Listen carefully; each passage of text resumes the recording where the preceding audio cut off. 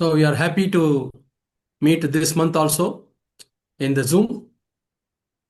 Zoom లో ఈ నెల కూడా మనం కలవడం అనేది చాలా సంతోషకరం.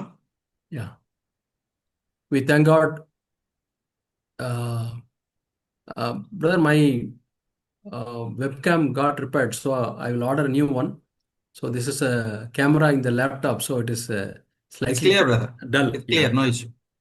Anyhow, I will try to wipe once again. Somebody said we'll see. Okay. Yeah, I'll okay, just సరే wipe brother. it.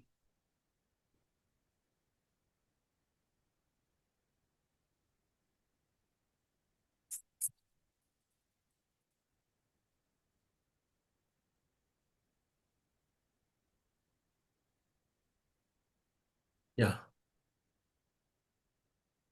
Your voice and audio video both are clear brother. Okay. Thank you. It's fine. We always need some feedback. Yeah. So nothing wrong in giving feedback. Husband can give a feedback to his wife. But translate. Yes brother. ఇలాగా వివరణ కోరడం అనేది ఎలా ఉంది పని అనే దాని గురించి ఎప్పటికప్పుడు తెలుసుకోవడం అనేది మంచిది, భార్య భర్త గురించి, భర్త భార్య గురించి. And husband also should give freedom to his wife to share the feedback. అలాగే భర్త ఆమె దగ్గర నుంచి, భార్య దగ్గర నుంచి వివరణ కోరుకోవడానికి ఆ స్వతంత్రం ఇవ్వాలి.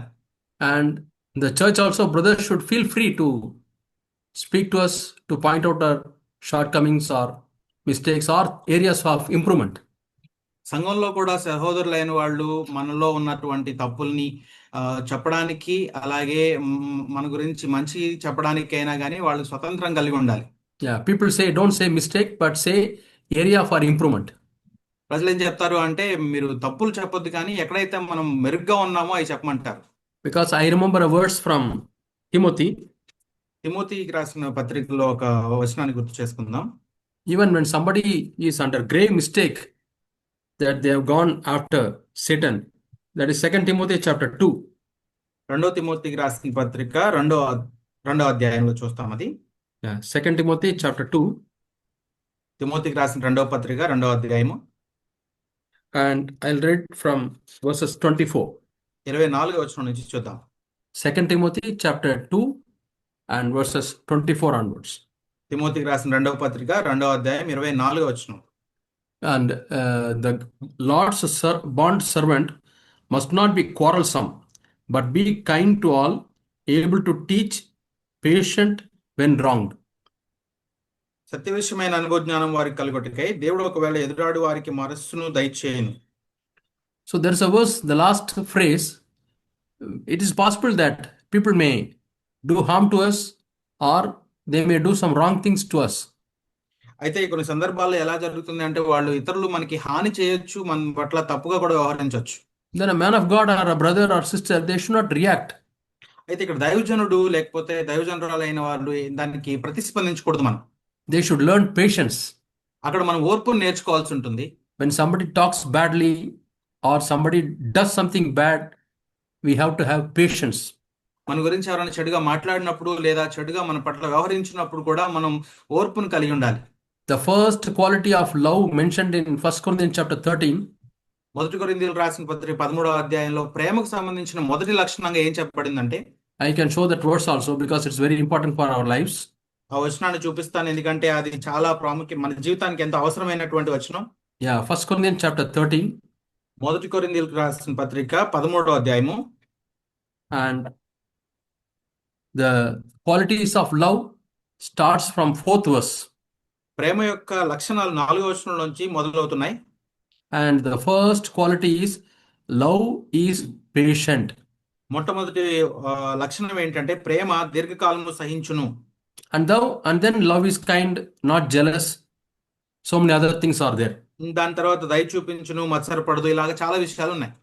Yeah. So in Timothy, a child of God, when he is wronged, he need to have patience. అయితే ఇక్కడ తిమోతికి రాసిన పత్రికలో ఒక దైవజనుడు తన పట్ల తప్పు చేసిన వారి పట్ల మనం patience. But our flesh, it will not learn to be patient. అయితే మన శరీరం ఏం చేస్తుంది అంటే, దాని ఓర్పు లేకుండా ఉండటానికి మనల్ని తోస్తూ ఉంటుంది. It wants to react through our words. మన మాటల ద్వారా స్పందించాల్సిందిగా కోరుతుంది మన శరీరం. Sometimes we will not speak words, but in our eyes we can communicate. I am reacting. మనం మాటల ద్వారా కొన్నిసార్లు చూపించం, కానీ మన కంట్లో వ్యక్తీకరిస్తా ఉంటాం మనం కోపంగా ఉన్నాము అని. But Word of God says that we have to be patient. కానీ దేవుని వాక్యం ఏం చెప్తుందంటే మనం సహించే వారుగా ఉండాలి. And I'll read the 25th verse of 2 Timothy chapter 2. ఈ 2వ తిమోతికి రాసిన పత్రిక 2వ అధ్యాయం 25వ వచనంలో చూసినట్లయితే, With gentleness correcting those who are in opposition. ప్రభు యొక్క దాసుడు అట్టి వారిని సాత్వికముతో శిక్షించుచు. Those who are opposing us. ఎవరైతే మనం ఎదురాడుతున్నారో వారిని. Sometimes we may face some situations in our own church. There may be some brothers or sisters who are not accepting our views. They will oppose. కొన్నిసార్లు సంఘాల్లో మనం ఇలాంటి పరిస్థితులు ఎదుర్కొంటాం. సహోదరులు సహోదరులు మన యొక్క అభిప్రాయాలని వాళ్ళు వ్యతిరేకిస్తూ ఉంటారు. And we should not be surprised. దానికి మనం ఆశ్చర్యపోకూడదు. God has allowed them for our salvation. మన రక్షణ కొరకు దేవుడు వారిని అనుమతించాడు. Yeah, we may ask, what I have done? I have only served the Lord, served the church, and why these people are not understanding? They are always opposing us. మనం అక్కడ అనకూడదు, నేను దేవుని సేవ చేస్తున్నాను, మంచి పనులే చేస్తున్నాను, కానీ వీళ్ళు ఎందుకు నన్ను వ్యతిరేకిస్తున్నారు అని. God has allowed such people. ఎందుకంటే అలాంటి వ్యక్తుల్ని దేవుడే మనకి అనుమతించాడు. To make us humble. ఎందుకంటే మనల్ని దీనులుగా చేయ నిమిత్తం. Otherwise we will become proud. లేకపోతే మనం గర్విష్ఠులం అయిపోతాం. My dear brothers and sisters, నా ప్రియ సహోదరి సహోదరులారా, do you want to be protected in your spiritual life? నీ ఆత్మీయ జీవితంలో మీరు సంరక్షించబడాలని అనుకుంటున్నారా? Then you need some people to oppose you. అలాంటి సందర్భం అయితే మీరు మిమ్మల్ని వ్యతిరేకించే వ్యక్తులు కావాల్సి ఉంటుంది. Or sometimes some people who don't accept your opinion. మీ అభిప్రాయాలని అంగీకరించని కొంతమంది వ్యక్తులు అవసరమై ఉన్నారు మనకి.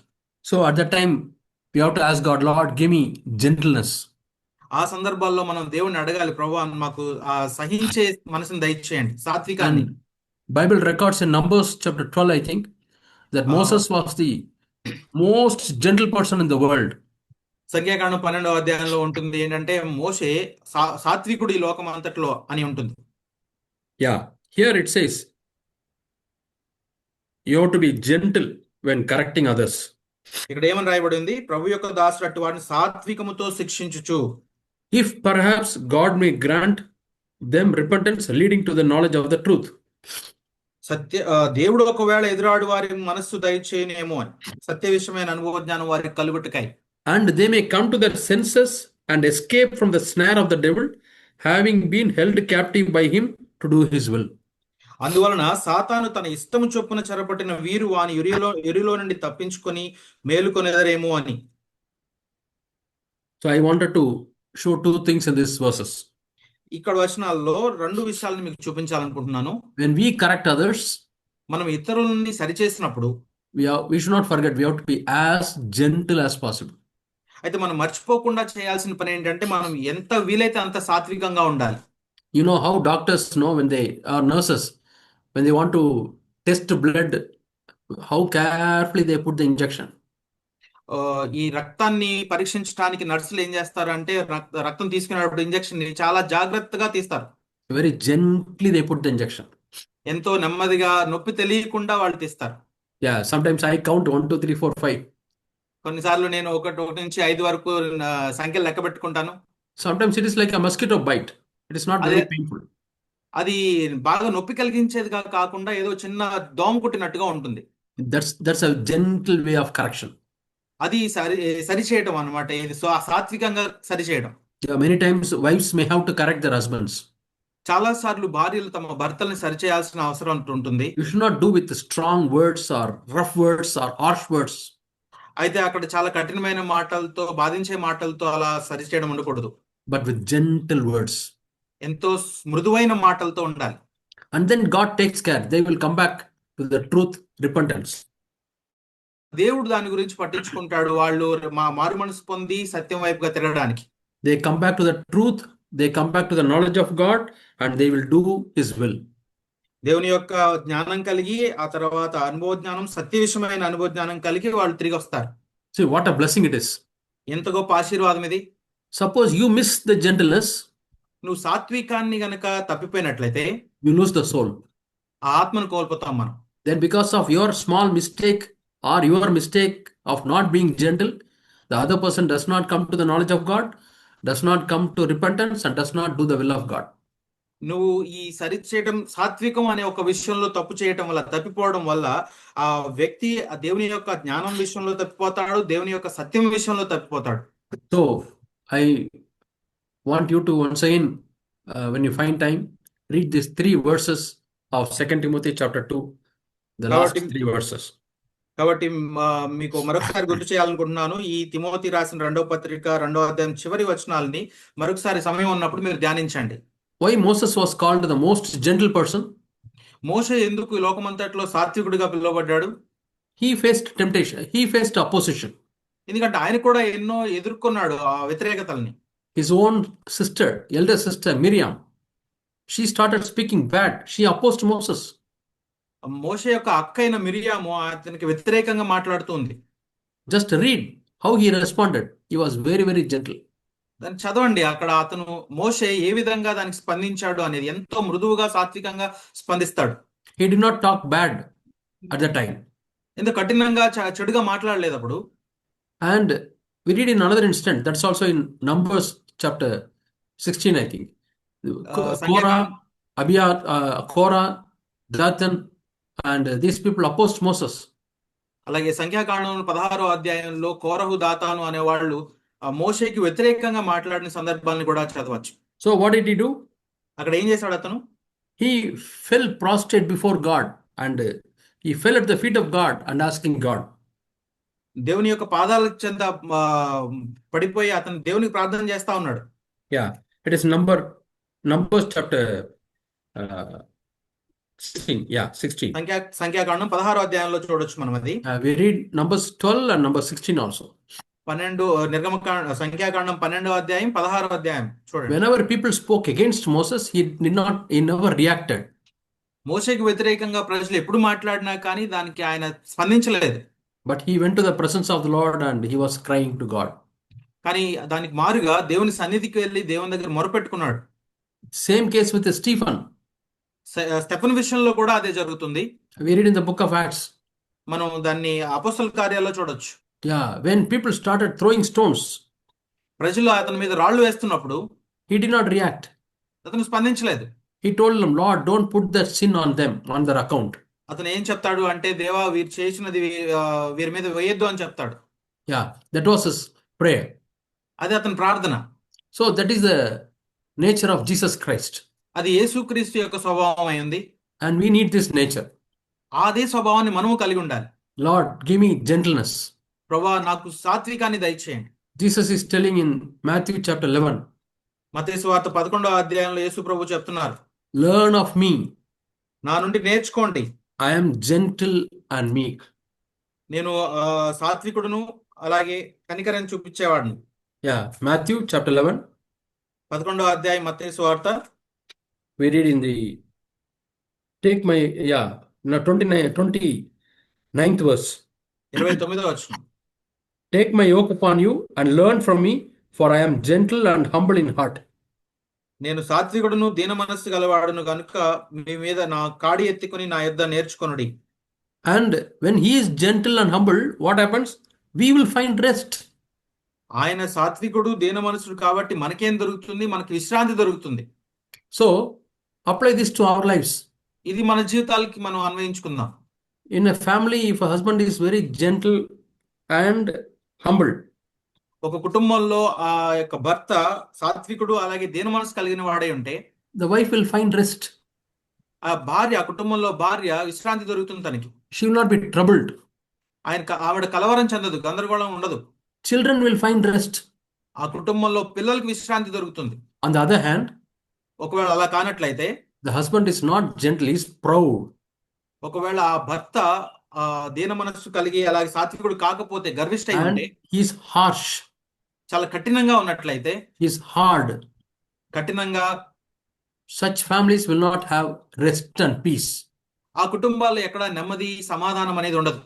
Any church where elders are not gentle and humble, ఏ సంఘంలోనైనా పెద్దలు ఆ, సా- స్మ- దీన మనస్సు అలాగే సాత్వికం కలిగి లేకపోతే the church will not have rest.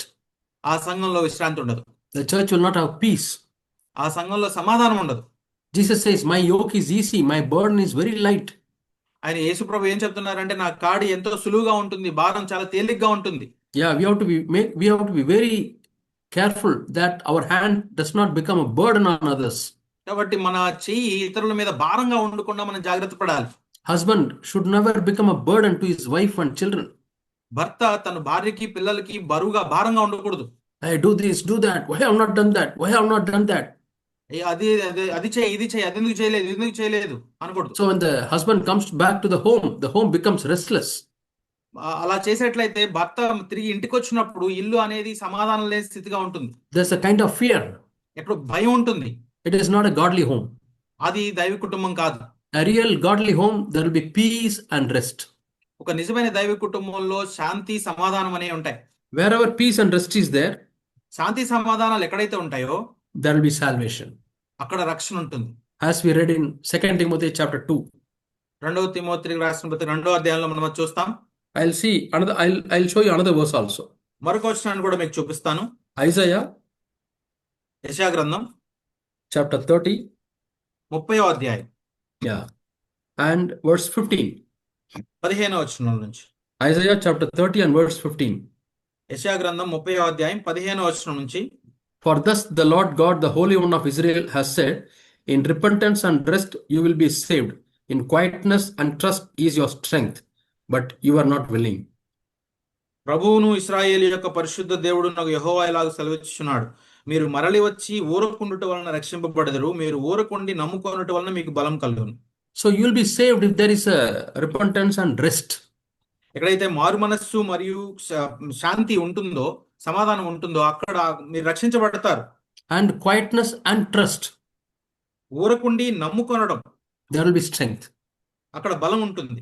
You are very quiet మీరు ఎంతో నెమ్మదిగా ఉన్నారు. and you are trusting your wife. నీ భార్యను నమ్ముతున్నావు. You are trusting your husband. నీవు నీ భర్తను నమ్ముతున్నావు. You are trusting your children. నీ పిల్లల్ని నమ్ముతున్నావు. You are not always doubtful. ఎప్పుడు అనుమానం కలిగి ఉండట్లేదు. నువ్వు You are not always suspicious. ఎప్పుడు అనుమానం కలిగేలాగా ఉండట్లేదు. What are they doing? Why are they doing? Where are they going? You are also restless. You make others also restless. ఏం చేస్తున్నావు, ఎలా చేస్తున్నావు, లేకపోతే ఎక్కడికి వెళ్తున్నావు, ఇలాగా ఉండటం వల్ల నువ్వు సమాధాన స్థితిలో విశ్రాంతిలో లేకుండా ఉంటావు, వాళ్ళకు కూడా విశ్రాంతి ఉండదు. Yeah. I want to go back to today's message. ఈ రోజు వర్తమానంలోకి వెళ్దాం. Let us turn to Deuteronomy. ద్వితీయోపదేశ కాండం చూద్దాం. Yeah. Chapter 10. 10వ అధ్యాయము. See, Deuteronomy is we can say it's a second book of Moses. ఈ ద్వితీయోపదేశ కాండం అనేది మోషే రాసిన రెండవ పుస్తకం. Yeah. See, first God gave the commandments when the people of Israel left Egypt, and within 3 months they came to the wilderness of Sin or Mount Sinai. Israel ప్రజలు ఈ ఐగుప్తును విడిచిన తర్వాత 3 నెలలకి వాళ్ళు సీనాయి పర్వతాన్ని దగ్గరికి వచ్చినప్పుడు దేవుడు వాళ్ళకి ఆజ్ఞలు ఇచ్చాడు. Yeah. So all the people of Israel who were out of Egypt, they heard God's laws. ఆ తర్వాత ఈ ఐగుప్తు నుంచి బయటకు వచ్చిన తర్వాత ఇశ్రాయేల్ ప్రజలు అందరూ కూడా దేవుని యొక్క నియమాలని విన్నారు. And within 2 years they went to the border of the land of Canaan. 2 సంవత్సరాల లోపు వాళ్ళు ఆ కనాను ప్రాంతాల్లో సరిహద్దులకు దాకా వచ్చారు. But they never had faith and trust in God to enter into Canaan.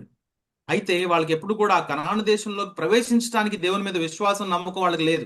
Yeah, they never believed God that God will save them. దేవుడు వాళ్ళని రక్షిస్తాడు అనే వాళ్ళకి ఆ విశ్వాసం లేదు వాళ్ళకి. That God will protect them. దేవుడు వాళ్ళని సంరక్షిస్తాడు అని They never had faith. ఆ విశ్వాసం లేదు వాళ్ళకి. They thought God who delivered from Egypt is taking them to Canaan to kill them. ఐగుప్తు నుంచి బయటకు తీసుకొచ్చిన దేవుడు వాళ్ళని ఆ కనాను దేశంలోకి తీసుకెళ్లి వాళ్ళని చంపుతాడు అని అనుకున్నారు. Will God kill them like that? దేవుడు అలా చంపుతాడా? It was not God's original plan like that. దేవుని యొక్క ప్రణాళిక అది కాదు కదా. So the people of Israel had to wander again for 40 years. కాబట్టి ఇశ్రాయేల్ ప్రజలు 40 సంవత్సరాలు ఆ యొక్క అరణ్యంలో తిరుగుతా ఉన్నారు. And in these 40 years, many children were born. ఈ 40 సంవత్సరాల కాలంలో ఎంతో మంది పిల్లలు జన్మించారు. Yeah, I was imagining how many marriages Moses would have conducted in the కాబట్టి wilderness. ఈ అరణ్య ప్రాంతంలో నేను ఊహించుకుంటా ఉంటాను మోషే ఎన్ని వివాహాలు చేశాడో అని. How many deliveries in the wilderness. ఆ యొక్క అరణ్యంలోనే ఎంతమంది పిల్లలు పుట్టుంటారో. Not only that, when they left Egypt, there were many children under the age of 20, 18, 15, 5, 10, 2. వీరే కాకుండా ఐగుప్తు దేశం నుంచి బయటకు వచ్చేటప్పటికి 20 సంవత్సరాల లోపు ఉన్న పిల్లలు ఎంతో మంది ఉంటారు. 10 సంవత్సరాల లోపు, 5 సంవత్సరాల లోపు, 2 సంవత్సరాల లోపు. But they never understood what are the laws of God. అయితే దేవుని యొక్క నియమాలు సూచనలు ఏంటనేది వాళ్ళకి ఎప్పుడు అర్థమై ఉండలేదు అంతకు ముందు. So God remembers them that they need to hear again the word of God. దేవుని యొక్క వాక్యాన్ని తిరిగి వాళ్ళకి జ్ఞాపకం చేయాల్సిన అవసరం ఉంది. They need to hear the law of God. దేవుని యొక్క ఈ చట్టాలని నియమాలని వినాల్సి ఉంది. So when they came to the border near యోర్దాను నదీ ప్రాంతంలో ఆ యొక్క సరిహద్దుకు వచ్చినప్పుడు God is giving another ministry to Moses. కాబట్టి మోషేకి అక్కడ దేవుడు మరొక పరిచర్యను అప్పగించాడు. Moses, you have to teach all the commandments again to these young people because they never heard.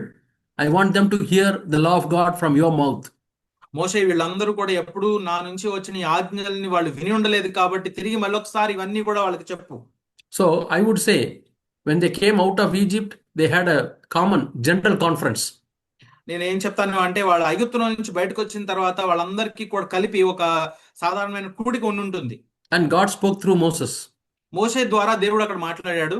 And now after 40 years, అయితే ఇప్పుడు 40 సంవత్సరాలు దాటిన తర్వాత God is now asking Moses to have a youth camp. అయితే ఇప్పుడు మోషేని దేవుడు youth camp పెట్టమని అడుగుతున్నాడు. Because the youth now they have grown up, they need to hear the laws of God. ఆ యొక్క యవనస్తులు ఎవరైతే ఉన్నారో వీళ్ళు పెద్దవారు అయ్యారు కాబట్టి వీళ్ళు దేవుని యొక్క ఆజ్ఞల్ని వినాల్సింది. That is the book called Deuteronomy. కాబట్టి అందుకనే దీన్ని ద్వితీయోపదేశ కాండం అంటాం. రెండవసారి ద్వితీయ. Yeah. Duet means second. Duet. ద్వితీయ అనగా రెండవసారి. So that is the background of this book of Deuteronomy. ఈ ద్వితీయోపదేశ కాండం అనే పుస్తకానికి నేపథ్యం అది. And there are three messages. ఇందులో 3 వర్తమానాలు ఉన్నాయి. Yeah, we can say 4 messages. మనం 4 వర్తమానాలుగా చూడొచ్చు. One, God says, look back. ఒకటి ఏంటంటే దేవుడు ఏం చెప్తున్నాడు అంటే వెనుతిరిగి చూడండి. How God was faithful. దేవుడు ఎంత విశ్వాసత కలిగి ఉన్నాడు. And second message, look up. ఒకసారి పైకి చూడండి. And then look forward. అలాగే ముందుగా చూడండి. And look yourself. అలాగే మీలో చూసుకోండి. So all these titles are coming in the book of Deuteronomy. All these topics. ఈ ద్వితీయోపదేశ కాండం అనే పుస్తకంలో ఈ 4 అంశాలు వస్తాయి. And we come to 10th chapter. 10వ అధ్యాయానికి వచ్చినప్పుడు and verse 8. 8వ వచనం చూద్దాం. 10th chapter and verse 8.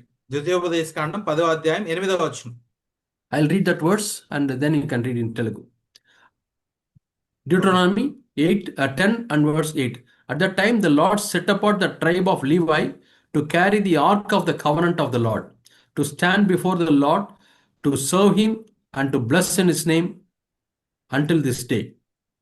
నేటి వరకు జరుగునట్లు యెహోవా నిబంధన మందసమును మోయుటకు, యెహోవా సన్నిధిని నిలుచుటకును, ఆయనను సేవించి ఆయన నామమును బట్టి దీవించుటకును లేవి గోత్రపు వారిని ఆ కాలంలో యెహోవా ఏర్పరచుకొనెను. Yeah. So there are 3 things mentioned in this verse. ఈ వచనంలో 3 విషయాలు ఇక్కడ ప్రస్తావించబడ్డాయి. 3 purposes the Levites have to do. లేవీయులు చేయవలసినటువంటి 3 పనులు, 3 ఉద్దేశాలు. Yeah. Number 1, మొదటిది carrying the ark of God. దేవుని యొక్క మందసాన్ని మోయడం. Number 2, రెండవది worshiping God. దేవుని సన్నిధిని నిలిచి ఆయన ఆరాధించడం. And number 3, మూడవదిగా blessing others. ఇతరుల్ని దీవించడం. Yeah. Blessing others in the name of the Lord. ఆయన నామమును బట్టి దీవించారు, ఇతరుల్ని దీవించడం. Blessing others means serving others, or it is part of ministry. ఇతరుల్ని దీవించడం అంటే మనం వారికి పరిచర్య చేయటం అనేది మన పరిచర్యలో భాగం అది. And see, very important occasions, God asked the priest to carry the ark. కొన్ని ముఖ్యమైన సందర్భాల్లో దేవుడు యాజకుడు ఆ యొక్క ఆ మందసాన్ని మోయాల్సిందిగా చెప్పాడు.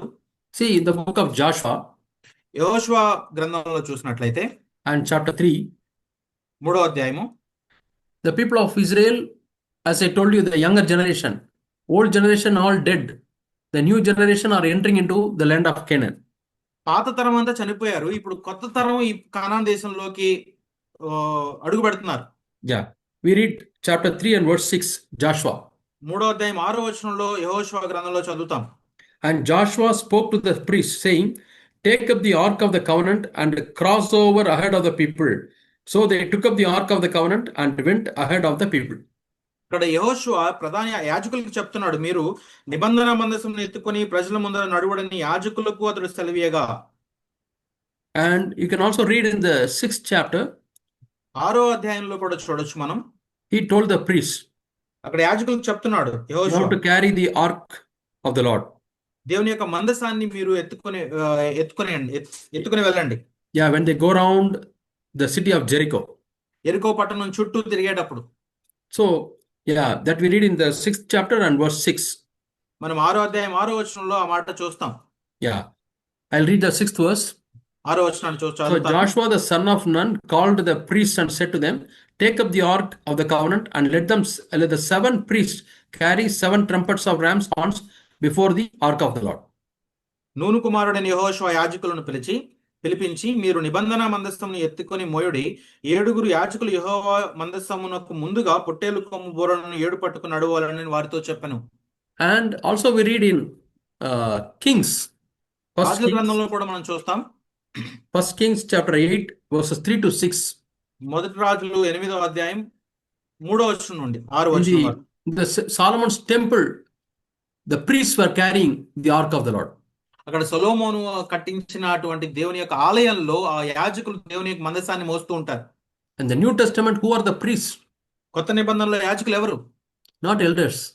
పెద్దలు కాదు, సంఘ పెద్దలు కాదు. Elders also are there. సంఘ పెద్దలు కూడా ఉంటారు. But Bible says God has called every one of us as priests. కానీ వాక్యం బైబిల్ మనకి ఏం చెప్తుందంటే దేవుడు మనల్ని అందరినీ కూడా యాజకులుగా పిలుస్తున్నాడు. We read in 1 Peter chapter 2 and verse 9. మొదటి పేతురు 2వ అధ్యాయం 9వ వచనంలో చూస్తాం మనం అది. And Revelation chapter 1 and verse 6. అలాగే ప్రకటన గ్రంథం 1వ అధ్యాయం 6వ వచనంలో కూడా చూస్తాం. Yeah, 1 Peter chapter 2 and verse 9. మొదటి పేతురు 2వ అధ్యాయం 9వ వచనంలో, You are a chosen generation, a royal priesthood, a holy nation. మీరు ఏర్పరచబడిన వంశమును, రాజులైన యాజక సమూహమును, పరిశుద్ధ జనమును అని పిలువబడతారు. To whom Peter is telling? పేతురు ఎవరికి చెప్తున్నాడు ఈ మాటలు? All the believers. అందరూ, విశ్వాసులందరికీ. All who are washed by the precious blood of Christ. ఎవరు అమూల్యమైనటువంటి రక్తం చేత, యేసుక్రీస్తు రక్తం చేత కడగబడిన వారందరూ. All are priests. అందరూ కూడా యాజకులే. Yeah, we are the chosen people. మనం ఏర్పరచబడిన ప్రజలం మనం. Like in the Old Testament, God has chosen a little number of people as priests. Now God has made every one of us as priests. పాత నిబంధనలో ఎలాగైతే దేవుడు కొంతమందిని మాత్రమే యాజకులుగా ఏర్పరిచారో, కొత్త నిబంధనలో మనం అందరినీ కూడా యాజకులుగా చేశారు దేవుడు. So we are to carry the ark of God. కాబట్టి దేవుని యొక్క మందస్థాన్ని మనం మోయవలసిన వారంగా ఉన్నాం. Number 2, we are to worship God. రెండవది, దేవుణ్ణి ఆరాధించాలి మనం. And number 3, we are to bless others. మూడవదిగా మనం ఇతరుల్ని ఆశీర్వదించాలి. But elders are given to the church, it is for a function, not as a title. ఇప్పుడు సంఘంలో పెద్దలు ఎందుకు ఏర్పరచబడ్డారు, ఇవ్వబడ్డారు అంటే అది సంఘం సరిగా జరగడానికి, అంతేగాని అది ఒక గుర్తింపుగా కాదు. In the New Testament, there is only one mediator between God and man. కొత్త నిబంధనలో దేవునికి అలాగే మనుషులకి మధ్యవర్తిగా ఒకరే ఉన్నారు. That is Jesus Christ. అది యేసు క్రీస్తు మాత్రమే. We read that in Timothy. మనం తిమోతికి రాసిన పత్రికలో చదువుతాం. Only mediator between God and man is Jesus. నరుడైనటువంటి ఒకే యేసుక్రీస్తు మాత్రమే ఉన్నారు మధ్యవర్తిగా. So everybody can go to the Father through Jesus Christ. తండ్రి వద్దకు ప్రతి ఒక్కరు కూడా యేసుక్రీస్తు ద్వారా మాత్రమే వెళ్ళాలి. So let us come boldly to the throne. ఆ యొక్క సింహాసనం దగ్గరకు ధైర్యంగా వద్దాం. No need for any mediator. ఇంకా ఎవరు మధ్యవర్తులతో సంబంధం లేదు. Yeah, no need that you have to go through elder and then to Jesus and to God. పెద్ద ద్వారా తర్వాత యేసుక్రీస్తు ద్వారా తండ్రి దగ్గరికి వెళ్ళాల్సిన అవసరం లేదు. That teaching is not there in the scriptures. ఆ లేఖనాల్లో ఎక్కడ కూడా అటువంటి బోధ లేదు. But there are some spiritual churches. కొన్ని ఆత్మీయ సంఘాలు ఉన్నాయి. So one of the churches I grew in that church. నేను కూడా అలాంటి ఒక సంఘంలోనే పెరిగాను. There, those people say we are the mediators between Jesus and you.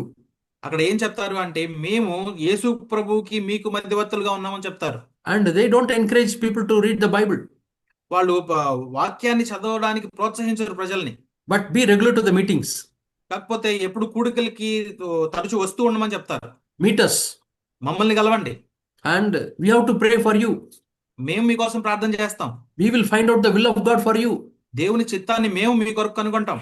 We will find out the girl whom you should marry or your son should marry. మీ యొక్క కుమారుడు లేకపోతే మీరు ఎవరిని పెళ్లి చేసుకోవాలో, ఏ అమ్మాయిని పెళ్లి చేసుకోవాలో మేము మీ కొరకు కనుక్కుంటాం. Yeah, we have to say whether you can rent this house or not. ఈ ఇంటిని మీరు అద్దెకు తీసుకోవాలా లేదా మేము చెప్తాం. We have to tell you whether you can choose this job or not. ఈ ఉద్యోగాన్ని మీరు ఎంపిక చేసుకోవాలా వద్దా ఇది కూడా మేమే చెప్తాం. There are churches like that. అలా చెప్పే సంఘాలు కూడా ఉన్నాయి. And people, for everything they come to the pastor. కాబట్టి ప్రజలందరూ కూడా ప్రతి దానికి ఆ పాస్టర్ దగ్గరికి వస్తూ ఉంటారు. That is not the will of God in the new covenant. కొత్త నిబంధనలో దేవుని చిత్తం అది కాదు. What is the new covenant? కొత్త నిబంధన ఏంటి? You read Hebrews chapter 8. హెబ్రీయులకు రాసిన పత్రిక 8వ అధ్యాయంలో మనం From చదవచ్చు. the small to the great, everyone will know the Lord. చిన్నవారిని మొదలుకొని పెద్దవారి వరకు ప్రతి ఒక్కరూ దేవుని ఎరిగి ఉంటారు. Everyone will know the Lord. ప్రతి ఒక్కరూ దేవుని ఎరుగుతారు. No mediator. మధ్యవర్తి అవసరం లేదు. So we need not think that there is a mediator for us to go to God. కాబట్టి దేవుని దగ్గరికి వెళ్ళడానికి మనకు ఒక మధ్యవర్తి అవసరమై ఉన్నాడని మనం ఎప్పుడు అనుకోవాల్సిన అవసరం లేదు. Yeah, Hebrews chapter 8 and verse 11. హెబ్రీయులకు రాసిన పత్రిక 8వ అధ్యాయం 11వ వచనంలో చూస్తాం. That shows that everyone can directly have access to God. ఇది దేవునికి మనకి సరిగా డైరెక్ట్ గా మనకి సంబంధం ఉందని చూపిస్తుంది. But in the Old Testament it was not like that. పాత నిబంధనలో అలా లేదు. Only priest has to enter into the most holy place once in a year to pay the atonement for the sins of the people of Israel. కేవలం ప్రధాన యాజకుడు మాత్రమే సంవత్సరానికి ఒక్కసారి అతి పరిశుద్ధ స్థలంలోకి అతను వెళ్లాల్సి ఉంటుంది. ఎందుకంటే ఆ యొక్క ఇశ్రాయేల్ దేశంలో ప్రజల యొక్క పాపాలని ప్రాయశ్చిత్తం చేయడానికి. Ordinary man cannot enter into the most holy place. ఒక సాధారణమైన వ్యక్తి అతి పరిశుద్ధ స్థలంలోకి ప్రవేశించకూడదు. And ordinary man cannot see the ark of the covenant. దేవుని యొక్క నిబంధన మందసాన్ని ఒక సాధారణ వ్యక్తి చూడకూడదు. Yeah, always the ark of the covenant will be kept in the most holy place. దేవుని యొక్క నిబంధన మందసం అతి పరిశుద్ధ స్థలంలోని మాత్రమే ఉంటుంది. And when they are moving from that place to another place, ఒక ప్రాంతం నుంచి వేరొక ప్రాంతానికి వాళ్ళు వెళ్తున్నప్పుడు the veil which was hanging, they'll have to remove the veil and they'll have to cover the ark by that veil. ఏదైతే తెర ఉంటుందో పరిశుద్ధ స్థలానికి అతి పరిశుద్ధ స్థలానికి ఆ తెరతో ఆ మందసాన్ని చుట్టి వాళ్ళు దాన్ని తీసుకెళ్లేవాళ్ళు. And then they should put the two bars, wooden bars made of acacia wood, and they'll have to carry in their shoulders. ఆ యొక్క చెక్కతో చేయబడినటువంటి ఆ కొమ్మ కర్రలతో ఆ మందసాన్ని పట్టుకొని తెరలతో చుట్టబడిన మందసాన్ని వాళ్ళ భుజాల మీద పెట్టుకుని మోస్తారు. So in the back, this is a red color. It's something like the veil. వెనకాల వెనకాల ఉన్న రెడ్ కలర్ తెర. So with that, they'll have to cover the ark whenever it is exposed outside. Nobody can see the ark of the covenant. ఎందుకంటే ఆ నిబంధన మందసం ఎవరు చూడకూడదు కాబట్టి ఆ మందసాన్ని తెరతో చుట్టేవాళ్ళు. Yeah. So that is the ark represents the presence of God. ఈ నిబంధన మందసం అనేది దేవుని యొక్క సన్నిధిని సూచిస్తుంది. Yeah, we read in the book of Exodus, నిర్గమకాండంలో మనం చూస్తాం chapter 25. 25వ అధ్యాయం. What is this ark of God? ఏంటి నిబంధన మందసం ఏంటి? See, God was thinking according to the man's knowledge. దేవుడు మనుషుల యొక్క జ్ఞానాన్ని ఆధారంగా చేసుకుని అలా ఆలోచిస్తూ ఉన్నాడు. Then only man can understand. అప్పుడు మాత్రమే మనిషి అర్థం చేసుకోగలడు. So God wanted man to know that God's presence is very valuable. ఎందుకంటే దేవుని యొక్క సన్నిధి ఎంతో విలువైంది అని ప్రజలు తెలుసుకోవాలనుకున్నాడు దేవుడు. God wanted man to know that God is a holy God. దేవుడు పరిశుద్ధుడు అని మనుషులు దేవుని గురించి తెలుసుకోవాలని దేవుడు అనుకున్నాడు. Yeah, so he wanted to teach man. కాబట్టి దేవుడు మనుషులకి ఆ విషయాన్ని నేర్పించాలనుకున్నాడు. So he was thinking. దాని విషయమే ఆలోచిస్తా ఉన్నాడు. See, God was communing with man, talking with man when he was in the Garden of Eden. ఏదెన్ తోటలో ఉన్నప్పుడే దేవుడు మనిషితో సంభాషిస్తూ ఉన్నాడు. Because they were not tempted at that time. అప్పటికి వాళ్ళు శోధింపబడలేదు. They were holy. ఆదాము హవ్వలు అప్పుడు పరిశుద్ధంగా ఉన్నారు. Instead of holy, we can say they were innocent. పరిశుద్ధులు అనే మాట కంటే వాళ్ళు అమాయకులై ఉన్నారు. Innocent people become holy when they overcome the temptation. అమాయకులైన ప్రజలు పరిశుద్ధులుగా ఎప్పుడవుతారు అంటే వాళ్ళు శోధనని జయించినప్పుడు. So somebody is innocent means we don't know whether he will become holy or unholy. Now he is innocent. ఒక అమాయకుడు అని ఒక ఒక వ్యక్తిని చూసామంటే అతను పరిశుద్ధుడు అవుతాడు, పరిశుద్ధుడు అవ్వచ్చు, లేకపోతే పాపి కూడా అవ్వచ్చు.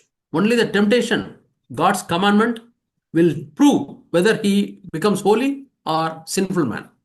శోధన మాత్రమే రుజువుపరుస్తుంది ఏంటంటే అతను ఒక పాపిగా ఉంటాడా లేకపోతే పరిశుద్ధుడిగా ఉంటాడా అని. So God told Adam and Eve not to eat the fruit of the knowledge of good and evil.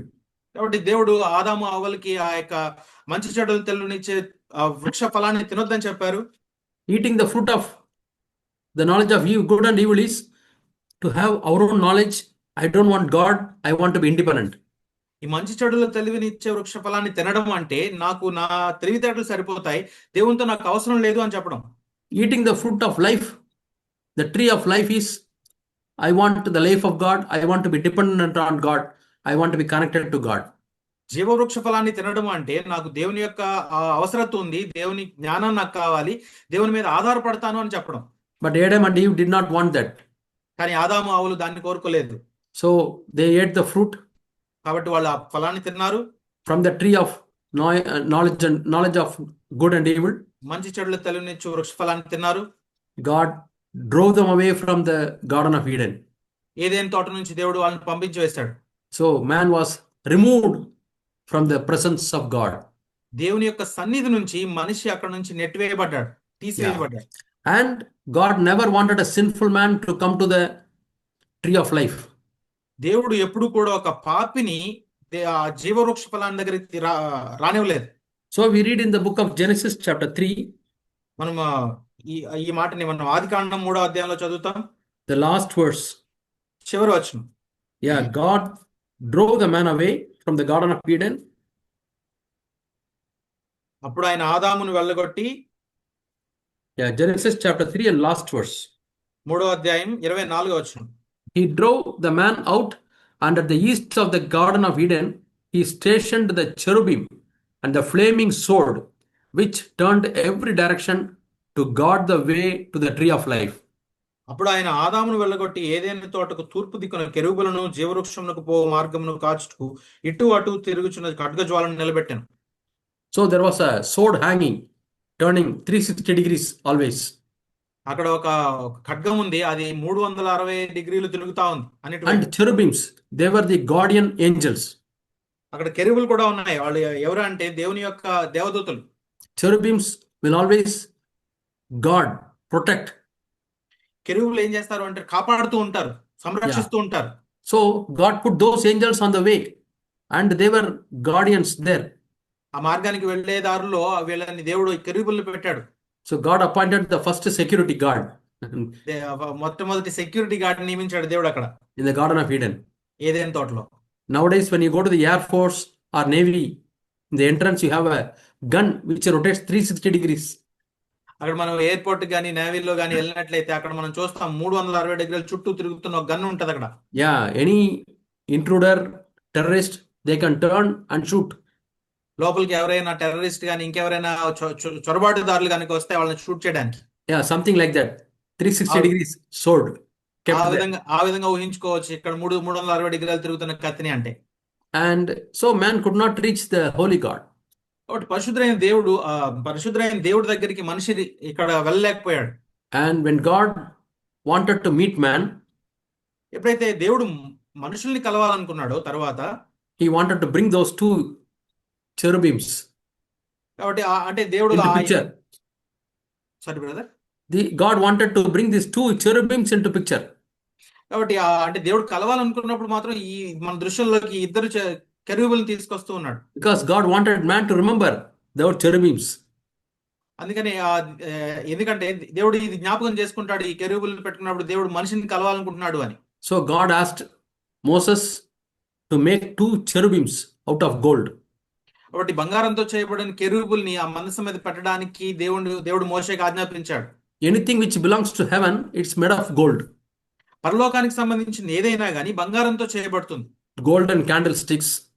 ఆ యొక్క బంగారపు యొక్క ఒత్తులు. Our faith is compared to gold, purified gold. మన విశ్వాసం కూడా పరిపూర్ణమైనటువంటి బంగారంతో పోల్చబడింది. So Moses, through a man called Bezalel, they made golden cherubims. బెసలేలు అనే ఒక వ్యక్తి ద్వారా మోషే ఈ కెరూబుల్ని తయారు చేస్తాడు. And he asked them to make a seat out of wood. అక్కడ చెక్కతో చేయబడినటువంటి ఒక పీఠం కూడా చేపిస్తాడు. 1.5 cubit and 2.5 cubit. ఇక్కడ 1.5 అడుగులు, అలాగే ఇటువైపు 2.5 అడుగులు. Yeah. And that is called, you know what is the name? దాన్ని ఏమని పిలుస్తాం? Mercy seat. కరుణాపీఠము. Yeah, because only with cherubims man cannot meet God. కెరూబుల్ని తొలగించడం చేత మాత్రం దేవుణ్ణి మనం కలవలేం. The cherubims will say, no, you cannot come to God. You are not holy. You are not holy. కెరూబులు ఏం చెప్తారు అంటే, మీరు రావద్దు, మీరు పరిశుద్ధులు కాదు అని చెప్తారు. And God asked man to make a mercy seat. కాబట్టి దేవుడు ఏం చేశారంటే అక్కడ మనిషిని ఆ కరుణాపీఠాన్ని చేయమని అడిగాడు. On that mercy seat, blood should be sprinkled. ఆ కరుణాపీఠం మీద రక్తం చిందించబడి ఉండాలి. And man can come. అప్పుడు మాత్రమే మనిషి దానిలోకి ప్రవేశిస్తాడు. See what a provision God has made. దేవుడు ఎంత మంచి సదుపాయాన్ని ఏర్పరిచారు కదా. That's why we read Jesus came in grace and truth. అందుకని దేవుడు కృపా సత్య సంపూర్ణుడిగా వచ్చాడు యేసు ప్రభు. Truth is like cherubim. ఈ సత్యం అనేది కెరూబులను పోలి ఉంటుంది. You cannot enter. దానిలోకి మనం ప్రవేశించలేం. He gives grace. అక్కడ ఆయన కృపనిచ్చాడు. He came with a lot of grace. అది ఆయన ఎంతో గొప్ప కృప చేత వచ్చారు. So for eternity, God is thinking, how can I meet the sinful man? కాబట్టి నిత్యత్వం నుంచి దేవుడు ఆలోచిస్తా ఉన్నాడు, ఎలాగ నేను మనిషిని కలవగలను. See, I used to play, I and my brothers, we will play in the ground when I was children. మేము చిన్నప్పుడు బాలురుగా ఉన్నప్పుడు నేను నా సహోదరులు గ్రౌండ్ లోకి వెళ్ళి ఆడుకునే వాళ్ళం. Sometimes the game is so interesting that even if it is crossed 6 o'clock, 6:30, 6:45, it is getting dark, we will be playing. మాకు కొన్నిసార్లు 6, 6:30, 6:45 అయినప్పటికీ కూడా మాకు ఆట ఎంతో ఆసక్తిగా ఉండటంతో ఆటతో కొనసాగిస్తా ఉండేవాళ్ళం. It became very dark. ఎంతో చీకటి పడిపోయేది. Then I remember my home. అప్పుడు నాకు ఇల్లు గుర్తొచ్చేది. Oh, my daddy will be waiting there on the gate. అక్కడ గేట్ దగ్గర మా డాడీ వెయిట్ చేస్తా ఉంటారు. What can I tell him? ఇప్పుడు ఆయనకి ఏం చెప్పాలి? Yeah, he will definitely beat me. ఆయన నన్ను ఖచ్చితంగా కొడతారు. So all the joy we had because of playing, it's all evaporated. మేము ఆడుకోవడం వల్ల వచ్చిన సంతోషం అంతా కూడా ఆవిరైపోయేది. Yeah, now I have to meet my dad. ఇప్పుడు మా నాన్నగారిని కలవాలి నేను. I know for sure my dad will be standing at the gate. నాకు తెలుసు ఖచ్చితంగా మా నాన్నగారు ఆ గేట్ దగ్గర నిలబడతారు. He will have a very angry face. ఎంతో కోపంతో చూస్తా ఉంటారు. And he will have a big stick. చేతిలో కర్ర పట్టుకుని నిలబడి ఉంటారు. That is from the casuarina tree stick. Which stick, brother? Casuarina. You can tell casuarina. Casuarina stick. Yeah. Saukamaram. In Tamil we say Saukamaram. Big trees. Okay. Yeah. And he will have the stick. Maybe Saraku Chetto, I am putting that. Okay. Yeah. And when we go there, he gives nice beatings. Is it the time to come back to home? Is it the time to come back home? So తిరిగి వెళ్ళినప్పుడు సమయాన్ని ఇంటికి వచ్చే time ఇదా అని చెప్పేసి మమ్మల్ని కొట్టేవాళ్ళు. So I and my younger brothers, నేను నా తమ్ముళ్ళు and my dad, అలాగే మా నాన్నగారు, the meeting point is anger. అక్కడ మేము కలుసుకునే ఆ స్థలం ఏంటంటే కోపం, punishment, లేదా శిక్షించడం. He will give on my legs severe beatings. నా కాళ్ళ మీద చాలా బాగా కొట్టేవాళ్ళు ఆయన. And on the road, he is giving beatings, and people on the road will be seeing. I will cry. Road మీద వెళ్ళిపోయే వాళ్ళందరూ కూడా చూస్తా ఉండేవాళ్ళని, నేడుస్తా ఉండేవాడిని. But my younger brothers won't get because I am the eldest one. ఎందుకంటే మా తమ్ముళ్ళకి ఎటువంటి శిక్ష ఉండేది కాదు, ఎందుకంటే నేనే పెద్దవాడిని కాబట్టి నాకే ఉండే. So my dad's meeting point of his children is anger and punishment. తన బిడ్డల్ని కలిసే ఒక స్థలం మా నాన్నగారిది ఏంటంటే కోపం. So I have to cross the anger, and then my mom will give tea and snacks. ఆ కోపాన్ని దాటి నేను లోపలికి వెళ్ళిన తర్వాత మా అమ్మగారు నాకు టీ కానీ స్నాక్స్ కానీ ఇచ్చేవాళ్ళు. Now apply this. The human beings are sinful people, కాబట్టి దీన్ని మనం ఇక్కడ అన్వయించుకుందాం. మనుషులందరూ కూడా పాపులై ఉన్నారు, rebellious people, తిరుగుబాటు చేసే ప్రజలై ఉన్నారు, proud people, ఎంతో గర్విష్ఠులుగా ఉన్నారు. and God is planning, how can I meet these people? కాబట్టి దేవుడు ప్రణాళిక వేస్తా ఉన్నాడు, వీళ్ళని ఎలా నేను కలవాలి. He was not like my dad. అయితే మా నాన్నగారు లాగా లేడాయన. See, dad, they love to chastise. That is also we read in the book of Hebrews chapter 12. That is different. హెబ్రీయులకు రాసిన పత్రిక 12వ అధ్యాయంలో ఇక్కడ రాయబడి ఉంది ఏంటంటే తల్లిదండ్రులు బిడ్డల్ని శిక్షించాలి. అది వేరే విషయం. But God is planning. కానీ దేవుడు ఇక్కడ ప్రణాళిక ఇస్తా ఉన్నాడు. Where shall I meet him? ఎక్కడ వీళ్ళని కలవాలి నేను? He decides, I will meet him at the seat of mercy. కాబట్టి నేను వాళ్ళని కరుణాపీఠం దగ్గర కలుస్తాను. Because if God meets us at anger, he will not beat with a stick. His anger, we all will be dead. దేవుడు ఒకవేళ కోపం అనే స్థలంలో మనం కనుక కలవాలనుకుంటే అది కర్రతో కాదు, మనందరం మరణంలోకి వెళ్ళిపోతాం, We చనిపోతాం, all would perish. అంతా నశించిపోతుంది. That is the presence of God. దేవుని యొక్క సన్నిధి అది. But God decided to show mercy. కానీ దేవుడు మన పట్ల కరుణ చూపించాలనుకున్నాడు. But that mercy is because of the blood. ఆ కరుణ ఎలా వచ్చింది అంటే అది రక్తాన్ని బట్టి వచ్చింది. That means God's anger is already placed on the animal and the animal was killed and that blood is shed here. దాని అర్థం ఏంటంటే దేవుని యొక్క కోపం ఇప్పటికే ఆ యొక్క జంతువు మీద కుమ్మరించబడింది, ఆ రక్తం చిందించబడింది, ఆ రక్తం కరుణాపీఠం మీద చిందించబడింది, చిలకరించబడింది. Now that ark is Jesus Christ. అయితే ఇప్పుడు ఆ యొక్క నిబంధన మందసం ఏంటంటే యేసు ప్రభువే ఉన్నారు. The ark of God signifies the presence of God. దేవుని యొక్క నిబంధన మందస్సం యేసు ప్రభు దేవుని యొక్క సన్నిధిని చూపిస్తా ఉంది. Yeah, most holy place, the Shekinah glory, the presence of God was there because God's presence was on the mercy seat of the ark of God. దేవుని యొక్క సన్నిధిలో షకీనా గ్లోరీ ఉంటుంది, అతి పరిశుద్ధ స్థలంలో ఉంటుంది. అది అక్కడ కరుణాపీఠం ఉంటుంది, ఆ కరుణాపీఠం మీద దేవుని యొక్క మహిమ ఉంటుంది. Yeah, so we read that this ark of God, God asked to make it from the acacia wood.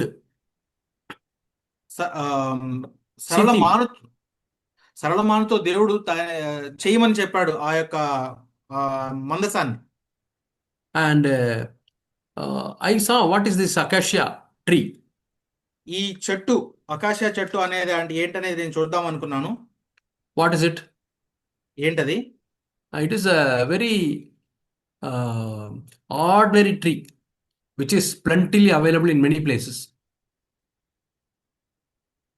అది చాలా చోట్ల విరివిగా లభించేది అది. And yeah, it is a very ordinary tree. సాధారణమైనటువంటి చెట్టు అది. God could have asked, make the ark of the covenant in the rosewood or teak wood. దేవుని యొక్క మందసాన్ని దేవుడు తయారు చేయడానికి ఒక మంచి కలపతో దాన్ని తయారు చేయొచ్చు. Or you make it with sandalwood. లేదా అది గంధపు చెక్కతో తయారు చేయమని చెప్పొచ్చు దేవుడు. He didn't say like that. అలా చెప్పలేదు.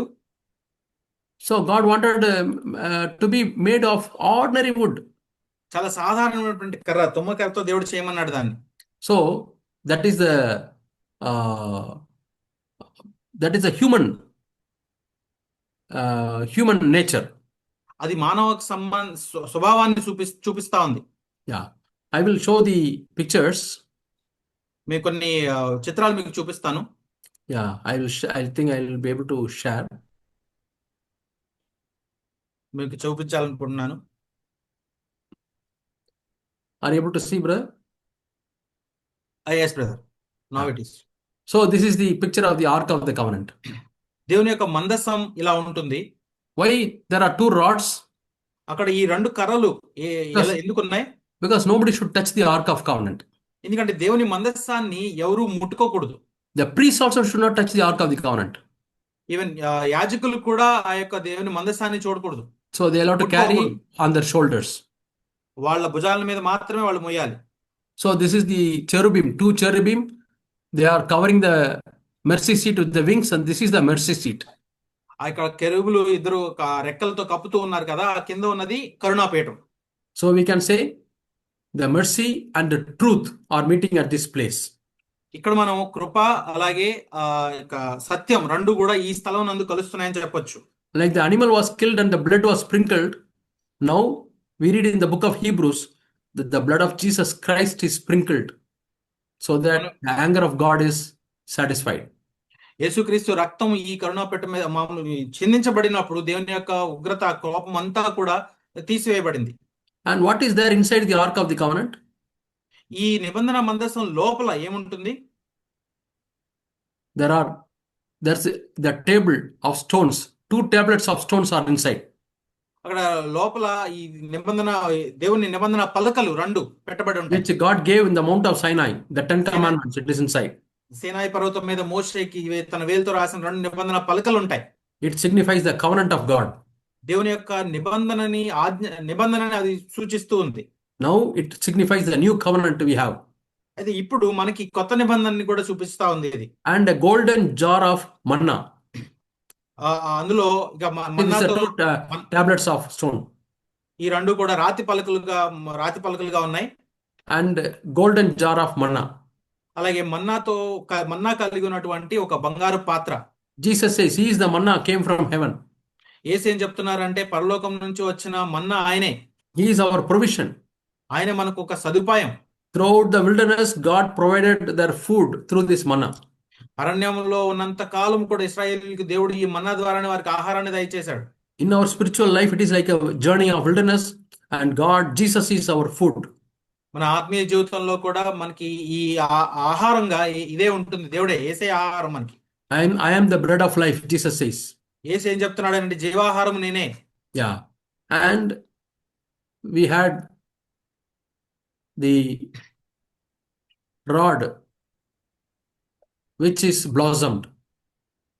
చిగురించినటువంటి అహరోను కర్ర, చేతి కర్ర. We read that in Numbers chapter 16. మనం సంఖ్యాకాండం 16వ అధ్యాయంలో చూస్తాం. Number 16. See, many leaders, they said, we are the leaders, we are the leaders. చాలా మంది ఏం చెప్తారంటే మేమే ఇక్కడ నాయకులమై ఉన్నామని చెప్తారు. So what God said? అయితే దేవుడు ఏం చెప్తున్నాడు? Yeah, it's called Aaron's rod buds. వారందరూ కూడా అహరోను యొక్క కర్రకి సంబంధించిన వాళ్ళు, మొగ్గలు. We read that in the 17th chapter of Numbers. సంఖ్యాకాండం 17వ అధ్యాయంలో మనం దాని గురించి చూస్తాం. All the 12 tribes, they wrote their names, and all the rods were kept inside the ark. ఆ 12 ఈ గోత్రాల వాళ్ళ పేర్లు, వాళ్ళ కర్రల్ని పెట్టారు అక్కడ లోపల. And next day, only Aaron's rod was blossomed and fruits were there. ఆ తర్వాత రోజు కేవలం అహరోను యొక్క ఆ చేతి కర్ర మాత్రమే చిగురించి పువ్వులు పూసింది. So only in the presence of God we can have life. ఎందుకంటే దేవుని యొక్క సన్నిధిలో మాత్రమే జీవం ఉంటుంది. And also it shows about the authority of God. Jesus is our chief priest.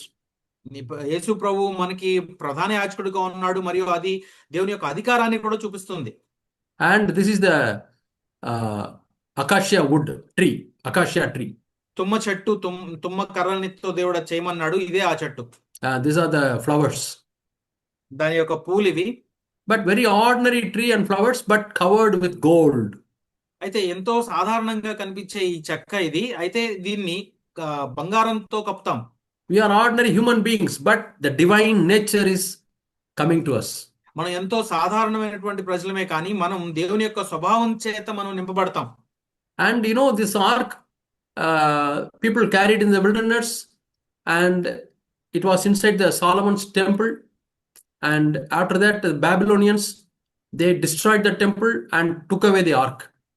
ఈ నిబంధన మందసం తర్వాత కాలంలో సొలొమోను నిర్మించిన ఆలయంలో ఉంది. ఆ తర్వాత బబులోను నుంచి వచ్చిన వాళ్ళు ఆ దేవుని ఆలయాన్ని పడగొట్టేసి దాన్ని తీసుకుని వెళ్ళిపోయారు. But when they made the second temple, when Nehemiah, Ezra came back and constructed the temple, this ark of the covenant was not there. Nehemiah, Ezra వాళ్ళు తిరిగి వచ్చి అక్కడ నుంచి వాళ్ళు రెండవసారి దేవాలయాన్ని పునర్నిర్మించినప్పుడు అప్పుడు మందసం లేదు అప్పుడు అక్కడ. Because the real ark of covenant, Jesus was coming and he is going to be there. So the first one disappeared. ఎందుకంటే నిజమైనటువంటి మందసమైనటువంటి యేసుక్రీస్తు రాబోతున్నాడు కాబట్టి ఈ పాత నిబంధన మందసం అక్కడ నుంచి మాయమైపోయింది. So now there's no ark of covenant. కాబట్టి ఇప్పుడు నిబంధన మందసం అనేది ఏం లేదు. Now Jesus brought the presence of God. దేవుని సన్నిధిని యేసు ప్రభువే తీసుకొచ్చారు. Bible says in 1 Corinthians chapter 6 that we are the temple of the Holy Spirit. We are carrying the presence of God. Bible ఏం చెప్తుందంటే 1 కొరింథీయులకు రాసిన పత్రిక 6వ అధ్యాయంలో మనమే దేవుని యొక్క ఆలయమై ఉన్నాము, John పరిశుద్ధాత్మను మనమే 8, కలిగి ఉన్నాం. John 8:29 says, I am doing the will of the Father. I am doing the things that please God. So God is always with me. యోహాను సువార్త 8వ అధ్యాయం 9వ వచనంలో యేసు ప్రభు చెప్తున్నారు, దేవుని చిత్తాన్ని నేను చేస్తూ ఉన్నాను ఎల్లప్పుడు, కాబట్టి తండ్రి నాతో ఉన్నారు. My dear brothers, God, sisters, God wants us to carry the ark, or God wants us to carry the presence of God wherever we are. కాబట్టి నా ప్రియ సహోదరి సహోదరులారా, మనం ఎల్లప్పుడూ జ్ఞాపకం చేసుకోవాలి ఏంటంటే దేవుని యొక్క మందసాన్ని మనం ఎప్పుడు మోస్తూ ఉండాలి, దేవుని సన్నిధిని మనం కలిగి ఉండాలి ఎప్పుడు. If we have sin, the presence of God will not be with us. మనలో పాపం ఉన్నట్లయితే దేవుని యొక్క సన్నిధి మనతో ఉండదు. If we have idols in our life, presence of God will not be with us. విగ్రహారాధన మన హృదయంలో కనుక జీవితంలో ఉన్నట్లయితే దేవుని యొక్క సన్నిధి ఉండదు. So let us have a clear conscience and let us please God in every walk of our life, so that the rich presence of God will be with us. నిర్మలమైన మనస్సాక్షి మనం కలిగి ఉండి ఎల్లప్పుడూ కూడా మనల్ని మనం సరిచేసుకునే ఉన్నట్లయితే అది దేవుని యొక్క పరిపూర్ణటువంటి సంపూర్ణ సన్నిధి మనకు ఉంటుంది.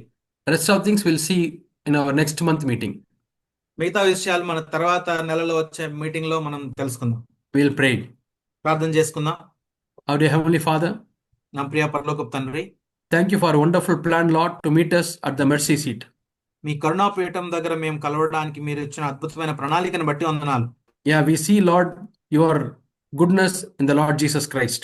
యేసు ప్రభువులో మీరు చూపించినటువంటి మంచితనాన్ని బట్టి మీకు వందనాలు తండ్రి. Like the priests were carrying the ark, Lord, we want to carry the presence of God. యాజకులు ఎలా అయితే నిబంధన మందసాన్ని మోస్తున్నారో మేము కూడా నీ యొక్క నిబంధనను మోయడానికి సహాయం చేయండి. And bless us, Lord. మమ్మల్ని దీవించండి. Lord, we want to worship you. ప్రభు మిమ్మల్ని ఆరాధించాలనుకుంటున్నాం మేము. And then we can be a blessing to others, Lord. ఆ తరువాత మేము ఇతరులకు ఆశీర్వాదకరంగా ఉండగలం. Bless every one of them. మాలో ప్రతి ఒక్కరిని ఆశీర్వదించండి. In Jesus' name we pray. యేసు నామములో అడుగుతున్నాం తండ్రి. Amen. Amen. Thank you, brothers and sisters, for patiently listening to the sharing. ఈ వాక్యాన్ని ఎంతో ఓపికతో విన్నందుకు మీ అందరికీ ధన్యవాదాలు తెలియజేస్తున్నాం.